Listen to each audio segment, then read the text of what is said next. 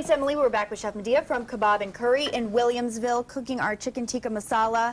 So during when we weren't on air, you put the chicken in, right? Right. Well, first what we did is that those onions we were sautéing earlier, we threw those in the blender. Okay. And we made this. This is the onion gravy. Okay. It's from the sautéed onions. And now what I'm doing here is I just sautéed some more onions here, put the chicken in that we baked, and now what we're going to do, we're just going to throw in some of this onion sauce. It seems like since there's so many ingredients, if you are making this at home, probably preparation before. Just have everything laid out and ready to go, so then you can kind of just add the components of the dish together. Right, that's the best way to do it. And also for home, a nice trick is, you know, if you have a lot of time, one day you can just kind of make a big batch of the onion gravy, put it in the blender, get it ready, and then just put it in a Ziploc bag and freeze it. Just keep it on hand. Yeah, so whenever you need it, you know, everything else is a little bit faster. This is just some chicken broth that we're throwing in. That's going to give it a little bit more flavor. Okay. And now we're just going to let this heat up a little bit. We're going to add some spices. Now the first thing we're going to throw in is the chopped masala. And with this one, you just really need just a little pinch. Okay. It's got a really strong flavor. It will add to the heat of the entree. This one here, these I like to add a lot. These are the dried fenugreek leaves. Okay. This will not add any heat or anything like that to your entree, but it's going to give it like a little slightly bitter taste. Okay. But blended with all the other spices, it's going to be great. And you can start, it's just smelling delicious right now. Thank you. I'm the lucky one, I get to smell it. Always got to throw in the salt. That'll bring all the other flavors together. Okay. We'll throw that in. Looks like that's coming to a nice boil here. And this is on about a medium heat? This is on about medium, yeah. Okay. And we're just going to cook that up. Now the next thing we can do, since we're going to make it a little bit spicy, okay, I'm going to throw in some chopped jalapenos. That's going to be nice. It's going to also help give it a little bit of a crunch.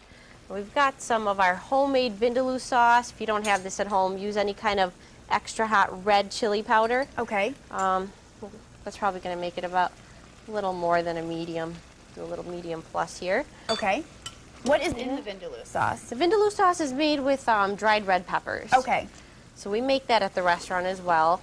So again, I just like to stress the fact that everything is homemade and natural, and everything does take a long time to make. So it's worth it just to come in, have you cook for somebody, have them enjoy a delicious meal. You guys are open 7 days a week, and you've gotten a lot of recognition lately from not only Taste of Buffalo, but Taste of Williamsville as well. Tell me about that. Correct. We got the Independent Healthy Option Award for our malai tikka. It's like a grilled chicken. Mm-hmm. That did excellent there. We had 2 grills running over there. We could not keep up with the crowd. But the nice thing was everybody stood in line and they waited patiently to try the malai tikka. So we were really happy about that. And we did the same item at Taste of Williamsville, and we got Best Meat Item Award for that. That's so wonderful. That was awesome. Now, some of these ingredients, can you get at a grocery store, just any grocery store, or do you have to go to a specialty grocery store? You could get most of these at any grocery store, obviously, like the vegetables and stuff like that. Mm-hmm. But the spices, probably an Indian store would be your best bet. Okay. And they're not very expensive. They're pretty economical. Okay. Next thing I'm throwing in here, we're going to add a little bit of cream. And like I said earlier, if you don't want to use cream, that's totally fine. Put in some Greek yogurt. Okay. That'll work excellent. So this is kind of, once you've got the chicken going, you're just kind of adding the components. All the spices. Yeah, you don't want to add everything all together. This is just a little bit of tomato sauce. You don't want to add it all together because you want to let the spices kind of, you know, mingle into the sauce and kind of blend in nicely. Yeah, almost done here. What are some other popular dishes at Kebab and Curry? Another very popular dish is called chicken makhni. It's known as butter chicken. It's got a cream and tomato sauce. And again, you can do it mild, medium, spicy, or hot. That one's also very popular, probably almost as much as this one. I like this one a little bit better. I'm just going to put in some saffron here. Okay, we are going to keep cooking this, but we actually have a finished product to show people.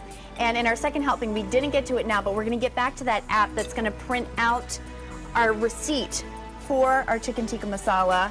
Ansar will be in to talk about the app called Amber. I'm going to go to the kitchen and pull out our finished product so we can show it. It is smelling delicious in here.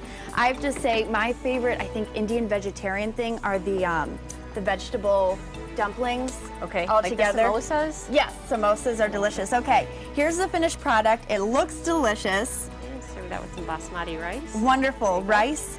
Okay, I'm going to do other in 2 minutes, and then coming up after that, Emily will be back in the kitchen for our second helping. Stick with us. We'll be right back.